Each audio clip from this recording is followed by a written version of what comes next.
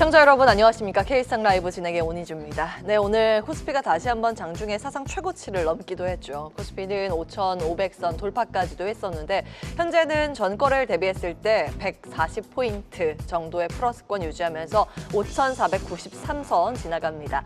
코스닥 시장이 조금 아쉽긴 한데 0.56%의 플러스권을 유지하고요. 오늘 코스닥 시장이 상대적으로 약한 이유도 잠시 후에 체크해 드리도록 하겠습니다. 자, 우리 시장 이렇게 굉장히 코스피로 보면 강한데 많이 올랐다라는 생각이 드실 텐데 과연 이게 비싸다고 봐야 하는 것일까요? 아닐까요? 주가를 이익으로 나눈 값을 의미하는 PER로 보면 1월 중순에는 한국 시장이 비싸긴 했습니다. 네, 현재는 다시 저평가 영역으로 진입했다는 분석입니다. 지금 화면에 나온 자료가 MSCI 기준 선행 PER 지수인데요. 노란 선인 신흥국 평균이 검은 선인 우리나라보다 늘 높이 있었습니다. 그래서 우리나라가 만년 저평가라고 불렸었던 건데 최근 지수가 급등하면서 이제 코스피가 급등하면서 1월 중순에 우리나라가 신흥국 지수를 추월했습니다. 이제 밸류에이션 너무 많이 올라갔나 할 수 있는 모습이었는데요. 2월 들어서 PER이 급락한 걸 보실 수 있습니다.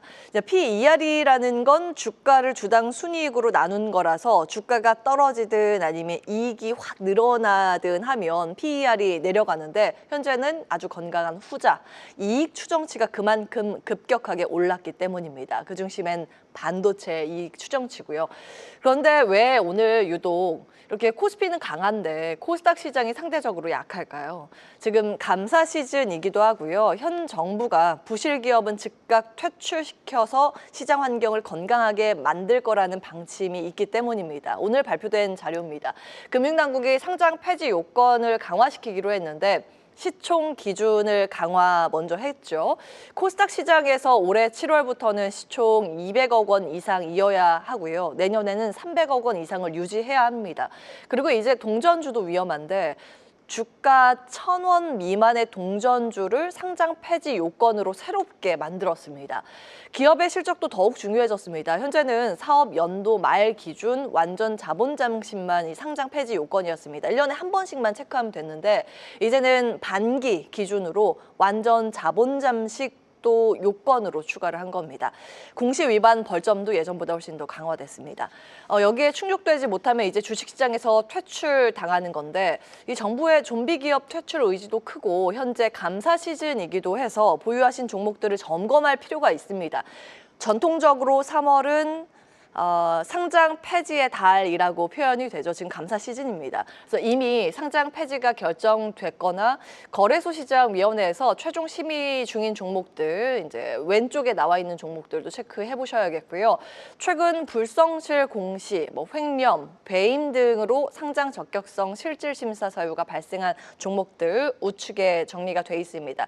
이 점도 좀 참고해 보실 필요가 있겠습니다. 다만 이번 위기를 잘 넘긴다면 이들 종목 가운데에서도 또 기회가 있을 수 있기 때문에 하나하나 꼼꼼히 챙겨볼 필요는 있어 보입니다.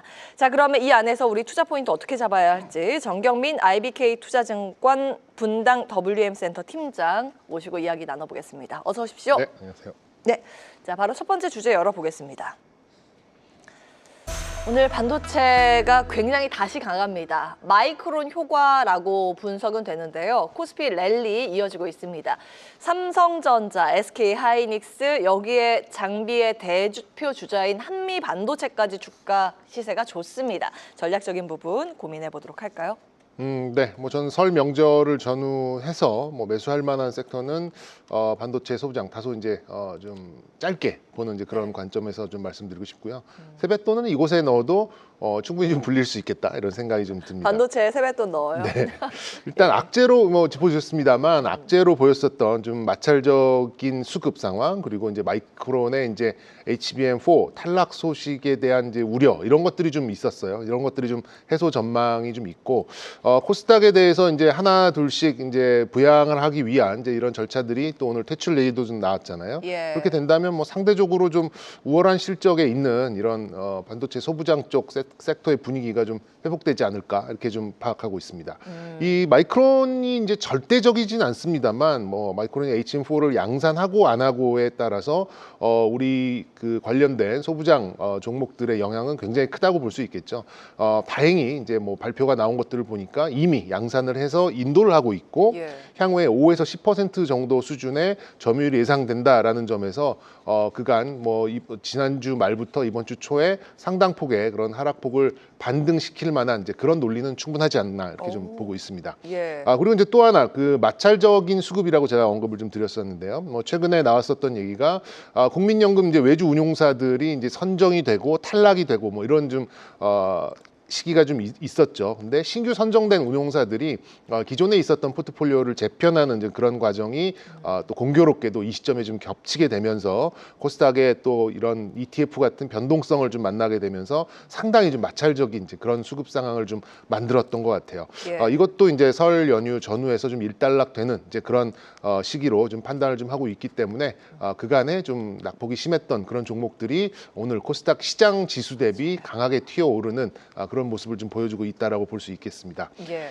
말씀드린 대로 이제 장비주의 대표주 우리나라에서 반도체 1등, 2등, 3등이 삼성전자, SK하이닉스, 그다음에 한미반도체잖아요. 예. 이런 한미반도체가 장비주의 대표적인 역할을 해주고 있는데 오늘 강한 이제 그런 급등이 좀 나왔기 때문에 지표 종목이 이렇게 신호탄을 좀 쏴주고 있고요. 저 개인적으로는 반도체를 이렇게 보고 있습니다. 이 방향성 자체를 나타내 주는 거는 HBM의 어떤 전망 그리고 사이클의 파장하고 진폭은 D램 그리고 속도는 이제 낸드가 만들어낸다고 좀 생각을 하는 이제 그런 함수로 저는 이해를 하고 있는데 반도체는 어찌 됐던 간에 바이앤홀드 전략이 맞는 것 같아요.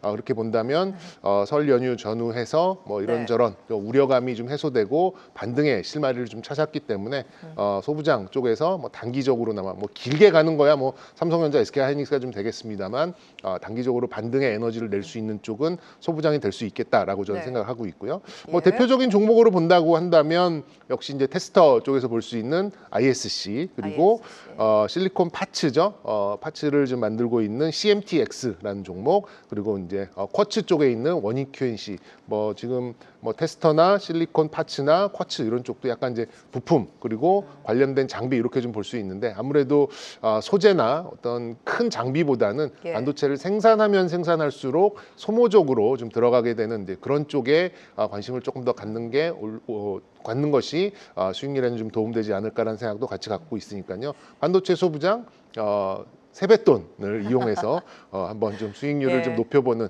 그런 좀 기회로 삼으셨으면 좋겠다라는 말씀도 드려보도록 하겠습니다. 그 한미반도체 외에는 ISC, CMTX, 원익 QNC 다 후공정 쪽이죠. 네, 그거는 그렇게 보십니다.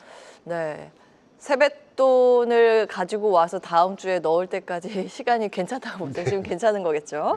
마이크론 사실 지금 그 HBM4에서 마이크론이 탈락하고 삼성전자하고 SK하이닉스 둘이 독식할 것이다. 이게 원래는 그 기대감이었는데 이 간밤에 마이크론 쪽에서 이거 루머 아니다. 반박을 했습니다. 그래가지고 이 마이크론 쪽에 납품을 할 수 있는 한미반도체 급등이야 이해는 갑니다만 오늘 삼성전자하고 SK하이닉스가 이렇게 급등하는 거는 사실은 좀 물음표가 달리기도 하거든요. 이거는 이슈 어떻게 보고 계세요? 그래서 제가 말씀드렸듯이 반도체 방향성은 HM이고, 그 진폭 그리고 그 파장은 이제 D램이고, 그다음에 속도는 낸드라고 좀 말씀을 드렸었는데, 뭐 방향성이야 이제 마이크론이 저 정도 들어갈 정도면은 삼성전자, SK하이닉스가 전량 다 못할 정도의 파이가 커졌다라는 걸로 좀 이해를 할 수가 있는 부분이고요. 공장 다 돌려도 못해서. 그러면 그리고 나서 이제 뭐 D램 같은 경우도 뭐 지금 뭐 그 이제 이 성수기가 더 길어질 것이다라는 전망이 좀 계속해서 나오고 있고, 낸드 쪽은 뭐 이제 미국 증시 보셨겠습니다만 낸드 관련된 종목들이 또 밤사이에 또 급등을 해주는 모습이 좀 나왔기 때문에 뭐 방향성 정해져 있고 속도를 내주는 이제 그런 지표들이 좀 올라간다라고 한다면 삼성전자, SK하이닉스가 올라가는 거는 어찌 보면 좀 당연한 이제 그런 좀 함수 관계다 이렇게 좀 말씀드릴 수 있겠습니다.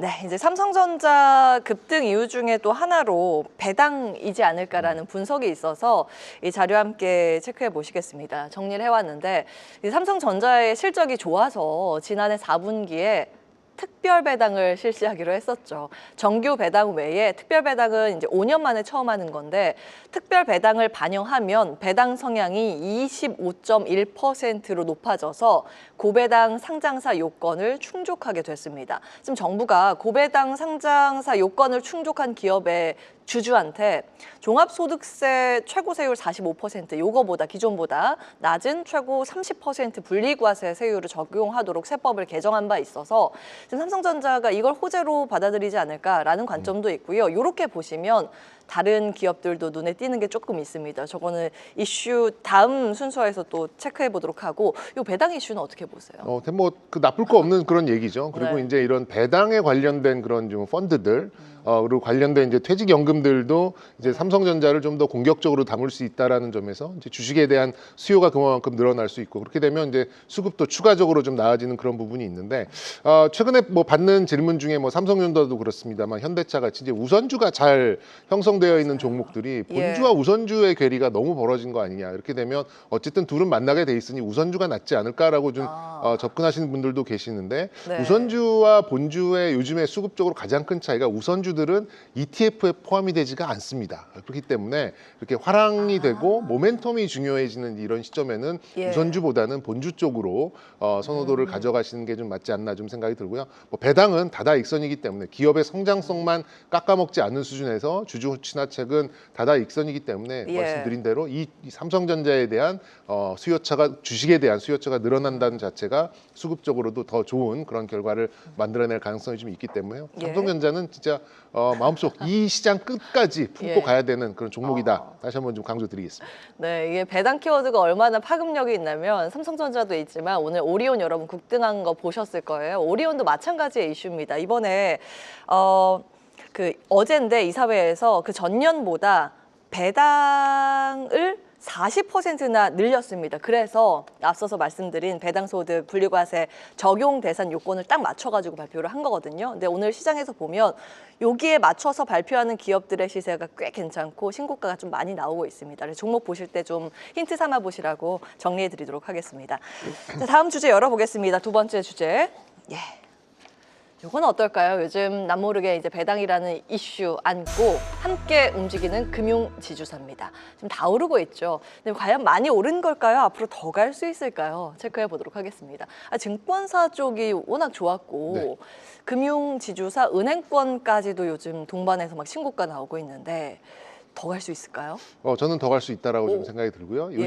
지금 나오는 어떤 금융 관련된 변수들이 크게 바뀌지 않는 한 금융지주, 뭐 증권사 이런 종목들은 뭐 통칭해서 이제 금융사들 전반적으로 시장하고 좀 분위기를 함께 가져갈 수 있는 가능성이 좀 매우 높다라고 좀 생각이 들고 조금 이제 아쉬운 점은 이제 이런 좀 이 변수 환경 속에서는 코스닥과 병행하기가 쉽진 않다라는 생각이 좀 듭니다. 뭐 다시금 어떤 거래 대금이 이제 50조 대 이상으로 일 거래 대금이 나올 경우에는 어느 정도 수긍을 할 수 있는 부분이 좀 있겠습니다만 지금처럼 30조 대 후반, 40조 중반 이런 쪽에서는 코스닥까지 다 아우르기에는 에너지가 그래도 금융지주사 쪽에 조금 유리하게 작동하고 있다라는 거 먼저 좀 말씀드리겠습니다.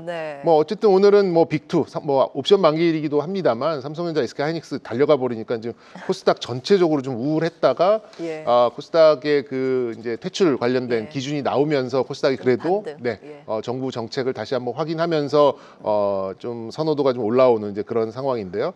어떻게 보면은 좀 정부 정책에 뭐 이런 표현은 좀 그렇습니다만 개인들이 이제 코스닥 그리고 코스닥 시총상위인 바이오 뭐 잔뜩 사놨는데 이게 또 좀 낚여버리는 게 아니냐. 우리 코스닥 코스피 대비 또 소외가 되는 이제 이런 상황으로 좀 가고 있는 그런 흐름이 조금 안타깝긴 했습니다만 오늘 뭐 정부 정책이 좀 속도를 내주는 이제 그런 모습이 좀 나오면서 좀 개선될 여지는 충분히 확인했다 이렇게 좀 볼 수 있겠습니다. 이 뭐 제가 이제 병행하기가 어렵다. 지금 상황의 변수로는 좀 쉽진 않다라고 드렸던 말씀 중에 핵심은 국내 10년물 국채 수익률이 상향 돌파했다라는 점이 좀 중요한 부분인 것 같아요. 우리가 기대했던 만큼 금리 인하가 좀 늦춰지는 것은 물론이고 그리고 좀 미국도 그렇고요. 일본도 역시 이제 이런 선진국의 금리와 좀 같은 그런 궤적으로 시중 금리가 가고 있다 보니까 아무래도 이제 성장주 중심에 있는 이런 코스닥이 조금 더뎌지는 그런 상황이고 아무래도 이제 예대 마진의 확대를 기대해 볼 수 있는 예. 금융지주, 은행 이런 쪽에 강세가 코스닥과 상반돼서 나타나는 게 아닌가 이렇게 좀 파악을 하고 있습니다. 결국 이제 이런 거죠. 금리의 방향성 혹은 금리의 방향과 속도가 동시에 바뀌기 전까지는 코스닥 그리고 코스닥의 시가총액 상위를 구성하고 있는 바이오 섹터의 전반적인 강세를 기대하기에는 조금 어렵지 않나라는 생각이 들어요. 물론 이제 어제 강세에 나왔었던 거는 에이프릴 바이오 개별적인 재료로서 약간의 편승 효과를 만들어냈습니다만 이게 예. 구조적으로 바이오 전체, 코스닥 전체가 움직이려면 저는 지금 금리 레벨 자체가 조금 떨어져야 되고 그 떨어지는 속도가 어느 정도 좀 나와야지만 우리가 좀 느낄 수 있을 정도의 강세가 나오지 않을까 이렇게 좀 생각을 하고 있습니다. 좀 예. 네, 10년물 국채 금리가 지금 3.75를 돌파를 했고 다시 예. 조금 이제 소강 상태를 보이긴 했습니다만 지금 3.65까지 지금 머물러 있는 상황이에요. 그래서 절대치가 높긴 하죠. 굉장히 좀 아직. 높은 상황이죠. 기준금리 대비 원장금 높은 상황이고 미국과 일본의 어떤 이제 주요 기축통화국하고 예. 비교를 해봐도 뭐 미국은 지금 4%를 넘어선 상태고요. 금리가 지금 떨어지지 않고 않아요. 있기 때문에 예. 시중금리가 좀 상향 평준화되어 있기 때문에 말씀드린 대로 뭐 은행을 비롯한 금융지주한테는 상대적인 강세를 보일 수 있는 이제 그런 조건이다라고 볼 수가 있겠어요. 그리고 이제 뭐 말씀드린 대로 금융지주사들은 거의 다 증권사를 품고 있기 때문에 예. 뭐 상시 40조 언저리 왔다 갔다 하는 거래대금을 감안을 한다고 한다면 뭐 증권사 혹은 증권사를 품고 있는 금융지주사들은 어떤 은행 외 수수료 수익 외에도 은행의 예대 마진 외에도 이런 다른 수익으로 올릴 수 있는 가능성이 좀 높기 때문에 멀티플도 조금 더 볼 수 있는 그런 상황이고요. 그런 예. 면에서 봤을 때는 지금 상황에서는 뭐 금융주 혹은 증권주의 어떤 탑픽 종목들 중에 뭐 한두 개 정도는 좀 담고 가야지만 시장의 속도를 좀 맞출 수 있지 않을까 생각이 들고요. 개인적으로는 뭐 KB금융, 뭐 미래에셋증권 이런 좀 대장주 위주로 좀 선호도를 가져가시는 게 어떨까라는 말씀 드려보겠습니다. 네. 이 종목은 어떨까요? 준비된 자료 함께 보시겠습니다. 바로 오늘 한국금융지주 실적 네. 발표가 됐잖아요. 사실 실적이 막 서프라이즈는 아니었습니다. 근데 자회사인 한국투자증권이 증권업계 최초로 영업이익 순이익이 2조 원을 돌파했다는 점 주목을 좀 받았고요. 작년에 연간 DPS가 8,690원으로 배당 성향 앞서서 말씀드렸죠. 삼성전자 딱 여기에 맞췄다고. 그 성향 25.1%로 결정했습니다. 지금 배당 성향 늘릴 수 있는 기업들은 딱 이 정부의 기준 요건에 맞춰서 지금 발표를 계속 하고 있는 겁니다. 정부 정책이 아무래도 이렇게 적극적으로 호응을 하고 있다 보니 증권사에서 한국금융지주의 목표가 상향 조정 러시가 나오고 있는 거고요. 오늘 신한투자증권에서 목표 주가 무려 40%나 상향 조정을 하면서 주목을 받고 이 밖에 뭐 메리츠 금융지주도 자사주 매입에 따른 수급 개선 효과로 거론이 좀 되고 있습니다. 자, 이 종목 어떻게 보세요? 오늘 신고가긴 한데 많이 오르긴 했나요? 네, 뭐 요즘에는 뭐 신고가 나오는 대형주들은 예. 지옥에 가서라도 매수를 해야 된다 뭐 이런 좀 그래요? 얘기가 있는 그만큼 지금 예. 이제 모멘텀이 뭐 좌우하고 있는 그런 상황이다 보니까 물론 뭐 실적이나 수치들 뭐 밸류에이션 다 중요합니다만 어쨌든 신고가를 열고 가는 이제 그런 종목들 거기다가 시장을 좀 주도하는 그런 섹터들의 종목이라면 뭐 저는 많이 오른 것만으로도 리스크를 가져가기보다는 뭐 시장에서 이 종목을 따라가지 못하는 그런 리스크가 크다고 좀 생각이 들기 때문에 신고가 종목을 겁내지 마시고 이런 주도하는 네. 섹터의 신고가를 내는 종목은 뭐 저는 뭐 따라가도 괜찮을 오. 그런 시장 상황이다라는 거 좀 강조드리고 싶고요. 한국금융지주 뭐 직원들 이 관련된 이 증권사 직원들의 어떤 최근 들의 움직임을 보면은 굉장히 좀 이렇게 부유한 그런 모습이 있어요. 한국금융지주뿐만 아니라 그런 거 보면은 역시 많이 벌어서 또 많이 예. 가져가는 이제 그런 증권사의 분위기를 느낄 수 있기 때문에 금융지주 그리고 예. 또 이런 대형 증권사 이런 예. 쪽에 대해서는 뭐 한 종목 정도 금융 종목을 가져가시는 건 좋은 선택이다라는 것 좀 강조드리겠습니다. 예, 금융지주 증권사, 한국금융지주, 미래에셋증권, KB금융 힌트 주셨습니다. 자, 기억해 보시면 좋을 것 같고요. 다음 이슈 넘어가겠습니다. 자, 세 번째 이슈 바로 이겁니다. 러시아 우크라이나 휴전 줄다리기 진행 중이죠. 이에 따라서 울고 웃는 시세가 급변동하고 있는 재건주와 방산주입니다. 이 휴전이 임박했다 보도가 나오면 재건주가 오르고 방산주가 떨어지고 반대로 휴전이 좀 지지부진해진다 그러면 방산주가 갑자기 오르고 재건주가 내려가고 오늘 장중에 이게 왔다 갔다 여러 번 하더라고요. 보통은 이런 좀 얘기가 이제 약간 시간의 텀을 그러니까 간격을 두고 나왔는데 오늘은 하루에 이게 좀 왔다 갔다 하니까 예. 두 섹터 모두 이렇게 좀 좋지 않은 게 그런 상황이에요. 재건주는 윗꼬리를 길게 달았고 방산주는 그냥 뭐 제자리에서 움직이고 있는 이제 그런 상황으로 가고 있는데 뭐 저는 이렇게 표현하고 싶습니다. 전쟁이 끝나게 되면 이제 정치가 시작된다라는 말씀. 이게 좀 저의 좀 전달드리고 싶은 키워드고요. 예. 같은 이제 뭐 재건이나 방산주를 보더라도 그거 딱 하나만 놓고 보시면 안 될 것 같고 멀티 모멘텀. 뭐 재건주면 재건주 나름대로 외에 다른 이슈가 있는 거. 방산주면 방산주 외에 다른 이슈가 붙을 수 있는 그런 쪽으로 가져가야지만 상대적인 강세를 가져갈 것이라는 생각을 좀 가지고 있고 역시 이제 재건주는 저는 전력 인프라를 좀 품고 있는 뭐 전력 케이블 이런 쪽에 좀 선호를 좀 높게 가져가고 있고요. 방사는 역시 한 발 더 보탤 수 있는 우주항공 쪽과 같이 가는 이제 그런 종목 선택을 해야지만 이 이슈에 너무 휘둘리지 않을 수 있겠다라는 생각이 들어서 오히려 좀 ETF가 안 먹힐 수도 있는 이제 그런 섹터가 아닐까 좀 개인적으로 생각하고 있습니다. 오늘 나온 얘기 뭐 대선과 국민 투표를 통해서 평화안을 좀 검토하겠다라는 이제 그런 뉴스가 좀 나왔었는데 예, 우크라이나에서. 그러면서 예. 재건주가 확 떴었죠. 그런데 한두 시간 전에 또 휴전이 선행되어야 된다 이런 얘기가 나오면서 또 윗거리 잔뜩 달고 좀 이렇게 왔다 갔다 하는 혼조세가 좀 나오는 그런 상황이죠. 어쨌든 이 뉘앙스는 우크라이나는 이길 수 없는 전쟁이고 러시아는 질 수 없는 전쟁인데 하여튼 둘 다 끝내고 싶은 것 같긴 한다는 그런 뉘앙스는 어느 정도 좀 풍겨주는 것 같기는 해요. 예. 뭐 저는 이제 말씀드린 대로 다양한 재건주들이 좀 있습니다만 말씀드린 대로 전쟁이 끝나면 정치가 시작이 되고 정치가 시작이 되면 이제 각 국가들 도움 줬던 국가들이 청구서를 내밀기 시작을 하죠.